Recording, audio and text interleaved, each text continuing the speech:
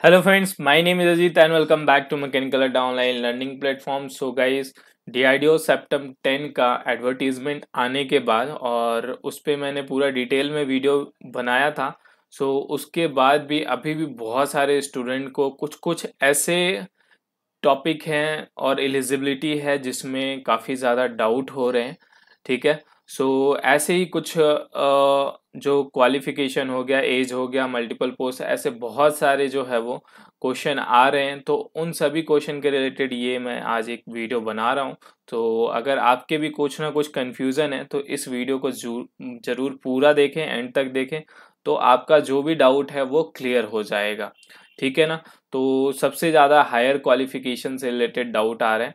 ठीक है ना। और डिप्लोमा जिन्होंने किया हुआ उसके बाद बीटेक कंप्लीट कर लिया वो एलिजिबल है कि नहीं, या जो बीटेक अभी कर रहे हैं वो एलिजिबल है कि नहीं डिप्लोमा के बाद, या जो अभी डिप्लोमा के फाइनल ईयर में हैं या बीएससी के फाइनल ईयर में हैं वो एलिजिबल हैं या नहीं, और एज लिमिट और रिलैक्सेशन पूरा क्या है, और क्या एक से ज़्यादा पोस्ट के लिए अप्लाई कर सकते हैं, ये सारी चीज़ें जो है इस वीडियो में मैं समराइज़ करूँगा। कुछ और भी इसके अलावा जो है वो आपके एफएक्यूज़ हैं वो मैं डिस्कस करूँगा with the help of DRDO official FAQ.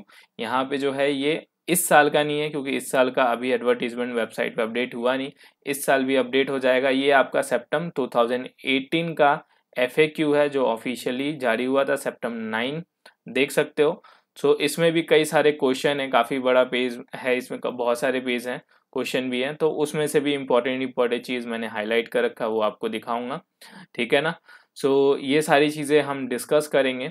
और इसमें हम सबसे पहले क्या डिस्कस करेंगे, क्वालिफिकेशन। एसटीएबी का सबसे ज़्यादा कन्फ्यूज़न है सभी को। तो डिप्लोमा या बीएससी जो भी पोस्ट के एलिजिबल है अलग अलग, चाहे आपने डिप्लोमा किया हो या बीएससी जिसके लिए आप एलिजिबल हो, तो क्या आप अगर पास आउट हो गए तो एलिजिबल हैं, फाइनल ईयर में हैं अगर डिप्लोमा बीएससी के तो एलिजिबल हैं, जिन्होंने 12th के बाद जिन्होंने डिप्लोमा नहीं किया है क्या वो एलिजिबल हैं। ठीक है, जिन्होंने बीटेक डायरेक्ट किया हुआ है, बीई या बीटेक, और उसके बाद जिन्होंने BE BTech higher qualification complete कर लिया वो क्या एलिजिबल हैं, और उसी तरह से आपका बीई बीटेक अगर परसुइंग कर रहे हैं डिप्लोमा या बीएससी के बाद, ठीक है ना, तो क्या वो एलिजिबल है। तो ये सारी चीज़ें हम डिस्कस करेंगे। एक और इम्पॉर्टेंट क्वेश्चन है कि अगर मैं अपना हायर क्वालिफिकेशन अगर मैं शो नहीं करूँगा तो क्या मैं अप्लाई कर सकता हूँ। ये सारी चीज़ें हम डिस्कस करने वाले हैं। ठीक है ना। तो उससे पहले बहुत सारे स्टूडेंट ये क्वेश्चन पूछ रहे हैं कि प्रीवियस ईयर का पेपर कहाँ मिलेगा। देखो, ऑफिशियल जो है इसका प्रीवियस ईयर का पेपर नहीं मिलता है। ठीक है ना। तो आपको जो क्वेश्चन मिलेगा वो मेमोरी बेस्ड मिलेगा। तो आपको हमारे चैनल पे जाना है प्लेलिस्ट के सेक्शन में, और डीआरडीओ एग्ज़ाम का अलग से सेक्शन होगा प्लेलिस्ट में, तो उस पे जाके आप जो है वो ये सभी जो है वो कैटेगरी जो है प्लेलिस्ट का एक्सेस कर सकते हो। पहला जो है वो डीआईडो सेप्टम 10 से एक प्लेलिस्ट मैंने बनाया है, इसमें सारे इंपॉर्टेंट वीडियोस आपके लिए टीयर 1 टीयर 2 के लिए ऐड करूँगा। तो इस प्लेलिस्ट को आप सेव कर लेना। ठीक है ना, और नोटिफाई भी कर लेना तो आपको सारे अपडेट मिलेंगे। और उसके अलावा जो है वो टीयर 1 का आपके लाइव क्लास 6 सितंबर से चालू होगा, तो आपको 31 अगस्त तक डिस्काउंट मिलेगा। तो फटाफट ऐप पे जाके ज्वाइन कर सकते हैं, और डिस्क्रिप्शन में भी आपको लिंक मिल जाएगा। और जो मैकेनिकल के स्टूडेंट है वो दोनों का बैच जो है वो कॉम्बो बैच ज्वाइन कर सकते हैं। कैसे करना है आपको लिंक मिल जाएगा यहाँ पे, और ऐप पे जाके जो है वो आप पूरा जो है डिटेल में सारा चीज़ यहाँ पे दिया हुआ है, पढ़ सकते हो। क्लासेस कब से कब होंगी ये सारी डिटेल वहाँ पे दी हुई है। ठीक है ना। और ये हमारे प्लेलिस्ट का जो है वो यहाँ पे सेक्शन है, आप कैसे एक्सेस करना है प्रीवियस ईयर्स के वीडियोस और इससे रिलेटेड डीआईडीओ से रिलेटेड आपको सारे यहाँ पे मिल जाएंगे। ठीक है। अब आते हैं हम अपने वीडियोस पे। यहाँ पे क्वालिफिकेशन में सबसे इम्पोर्टेंट ये स्लाइड आप शेयर भी कर सकते हो, ग्रुप वगैरह में बहुत सारे बच्चे पूछते हैं। ठीक है ना। तो ग्रुप में अगर कोई पूछता है तो इस स्लाइड का आप स्क्रीनशॉट रख लो और आप उसे बता देना। ठीक है ना। तो यहाँ पे जो है सबसे पहले अगर डिप्लोमा बीएससी आपने किया हुआ है, उसके बाद और कोई क्वालिफिकेशन नहीं है तो आप बिल्कुल एलिजिबल हो। अगर आप फाइनल ईयर में हो डिप्लोमा या बीएससी के, अगर अभी आपका रिजल्ट नहीं आया है तो आप एलिजिबल नहीं हो। ठीक है। अगर 23 सितंबर से पहले अगर आपका रिजल्ट आ जाता है, ठीक है ना, फाइनल ईयर में हो लेकिन 23 सितंबर से पहले जो है वो मतलब फाइनल ईयर मीन्स कि इस साल आप 22 में पास आउट हो रहे हो, अगर 23 सितंबर से पहले आपका रिजल्ट 6 सेमेस्टर का, सभी सेमेस्टर का आप पास आउट हो जाते हो तो आप एलिजिबल हो, otherwise you are not eligible. ठीक है। और उसके अलावा जो है, अगर आपने 12वीं के बाद बीटेक किया तो डिप्लोमा तो है नहीं, आप बिल्कुल एलिजिबल नहीं हो। ठीक है ना। अगर डिप्लोमा के बाद आपने या बीएससी के बाद में आपने एमएससी किया है और डिप्लोमा के बाद में बीटेक किया हुआ है या इससे भी ऊपर हाई क्वालिफिकेशन, तो आप बिल्कुल एलिजिबल नहीं हो। ठीक है। ये लिखा हुआ है कंप्लीटेड, कंप्लीटेड मीन्स 23 सितंबर तक उससे पहले आपने कंप्लीट कर लिया तो एलिजिबल नहीं हो।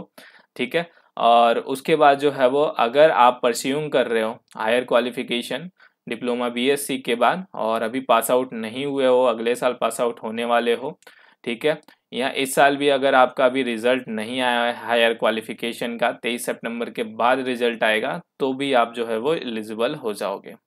ठीक है। तो ये सिनारियो है, ये सबसे इम्पोर्टेंट क्वेश्चन थे। और सबसे एक और सबसे ज़्यादा मतलब कह सकते हो ये वीआईपी क्वेश्चन है कि अगर मैं अपना हायर क्वालिफिकेशन शो ना करूं एप्लीकेशन फॉर्म में तो क्या मैं अप्लाई कर सकता हूं। देखो, आप इंफॉर्मेशन जो भी आप डीआरडीओ को दोगे, ठीक है, तो उसके बेस पे आपका सारा सिलेक्शन क्राइटेरिया होगा, तो आपका डिस्क्वालिफिकेशन कहीं भी नहीं होगा। लेकिन जब आपका फाइनल सिलेक्शन हो जाएगा तो ये आपके लिए रिस्की हो जाएगा। वहाँ पे फाइनल वेरिफिकेशन में जब आपकी नौकरी अगर सिलेक्शन हो जाता है और जब फाइनल वेरिफिकेशन हो रहा है ज्वाइनिंग से पहले, तो उसमें अगर इन हाउ कैसे भी अगर पता चलता है डीआरडीओ को तो आपका कैंडिडेचर जो है वो कैंसिल हो जाएगा।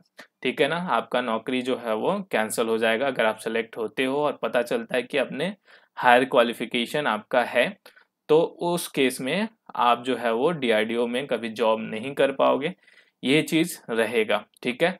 तो ये आप अगर ऐसा कर रहे हो तो अपने रिस्क पे करोगे, कोई भी आपको सजेस्ट नहीं करेगा ऐसा करने के लिए। ठीक है। सो ये चीज़ है। अब यहाँ से लगभग आप सभी के ये डाउट क्लियर हो गए। अब कुछ और जो डाउट्स हैं आपके वो भी हम डिस्कस कर लेते हैं। ठीक है ना। जैसे कि एज लिमिट वगैरह के बारे में, मल्टीपल पोस्ट, तो ये एफएक्यू जो प्रीवियस ईयर का है, तो ये मैं आपको फटाफट जो है वो जो मैंने हाईलाइट कर रखा है यहाँ पे, ठीक है ना, ये मैं टेलीग्राम पे शेयर कर दूंगा। आप मैकेनिकल अड्डा टेलीग्राम चैनल सर्च करना, 7,000 प्लस सब्सक्राइबर है, तो वहाँ पे मैं शेयर कर दूंगा। या डीआरडीओ सेप्टम 10 का अलग से ग्रुप बनाया हुआ है। ठीक है ना। आप डीआरडीओ सेप्टम 10 सर्च करोगे तो ग्रुप आ जाएगा। ठीक है ना। तो वहाँ पे जो है आपको मिल जाएगा। सबसे पहले जो है ये आपको सारा ये एडवर्टीजमेंट सेप्टम 9 के हिसाब से मिलेगा। तो एज क्राइटेरिया तो आपको दिया हुआ ही है। अब रिलैक्सेशन में काफ़ी लोगों को डिटेल नोटिफिकेशन में डिटेल थोड़ा दिया नहीं है, तो इसलिए थोड़ा सा कन्फ्यूज़न है सभी को। तो यहाँ पे मैं थोड़ा सा और जूम कर देता हूँ। तो यूआर एससी ओबीसी यहाँ पे सभी का दिया हुआ है कि रिलैक्सेशन यूआर को तो मिलता नहीं है और ईडब्ल्यूएस को भी नहीं मिलेगा। एससी एसटी को 5 साल का है।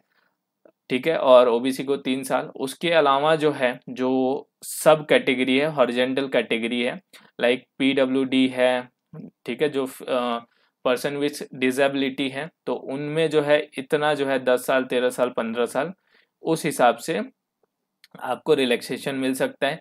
जो 3 साल से ज़्यादा किसी भी सेंट्रल गवर्नमेंट के एम्प्लॉई हैं, ठीक है, तो यूआर कैंडिडेट जो है उनको 5 साल का मिलेगा। और जो ओबीसी कैंडिडेट है उनको 8 साल का। और फिर जो सेंट्रल गवर्नमेंट में जो एससी एसटी के कैंडिडेट हैं उनको 10 साल का। फिर उसके अलावा जम्मू कश्मीर के जो स्टेट के डोमिसाइल है, ये में भी चेंज हो सकता है। ठीक है। पहले ये स्टेट था, अभी स्टेट नहीं है, तो ये इस बार रहेगा कि नहीं, इसके रिगार्डिंग जो है वो एक बार नोटिफिकेशन में एक बार चेक कर लेना आप। ठीक है। इसमें कंफर्म नहीं कह सकता मैं। ठीक है। डिफेंस पर्सनल में 3, 6, 8 है। ठीक है। तो इस तरीके से जो है वो पूरा रिलैक्सेशन है। तो इस कैटेगरी में अगर कोई आता है तो उस हिसाब से आपको रिलैक्सेशन मिल जाएगा। ठीक है। हाँ, काफ़ी लोग कह रहे हैं कि काफ़ी साल बाद जो है वो इसका नोटिफिकेशन आया, तो एज बढ़ाने के लिए, तो उसके लिए जो है आप सब लोग मिलके अगर मेल करते हो डीआरडीओ, देखो ट्विटर पे कैंपेन हो नहीं सकता, ठीक है ना, क्योंकि कम्युनिटी डिप्लोमा की बहुत छोटी है और बहुत सारे स्टूडेंट तो करते भी नहीं है। ठीक है। जिनका एज ख़त्म हो जाता है वो कोशिश करते हैं, तो इसीलिए आप मेल वगैरह कर सकते हो, सभी को रिक्वेस्ट कर सकते हो उसके रिगार्डिंग। लेकिन अब मुझे नहीं लगता कि ऐसा एक्शन हुआ, क्योंकि DRDO हमेशा 3-4 साल के गैप पे ही एडवर्टीजमेंट लाता है, ठीक है ना। सो ये चीज़ है। उसके अलावा जो है वो, अगर हम कुछ इम्पोर्टेंट क्वेश्चन देखें आपके FAQ, वो हाईलाइट किया हुआ है। जैसे आप अगर सेंट्रल किसी भी PSU में हैं, अगर ऑलरेडी वर्किंग है, तो प्रोसीजर क्या रहेगा, तो उसके लिए आपको NOC लेना होगा जहाँ भी आप वर्क कर रहे हैं। तो यही एक्स्ट्रा रिक्वायरमेंट है आपके लिए। फिर है कि अगर एप्लीकेशन जो है उसमें क्या मैं चेंजेस कर सकता हूँ, तो फाइनल सबमिशन के बाद आप कोई भी चेंजेस नहीं कर पाएंगे, इसलिए आपको ध्यानपूर्वक जो है वो फॉर्म फिल करना है। फिर उसके बाद I am applying for more than one post code, तो is it necessary to apply for each post code separately. अगर आप मल्टीपल पोस्ट के लिए अप्लाई कर रहे हैं, तो क्या आपको हर पोस्ट यानी हर पोस्ट के लिए फॉर्म अलग अलग भरना पड़ेगा? बिल्कुल भरना पड़ेगा, ठीक है।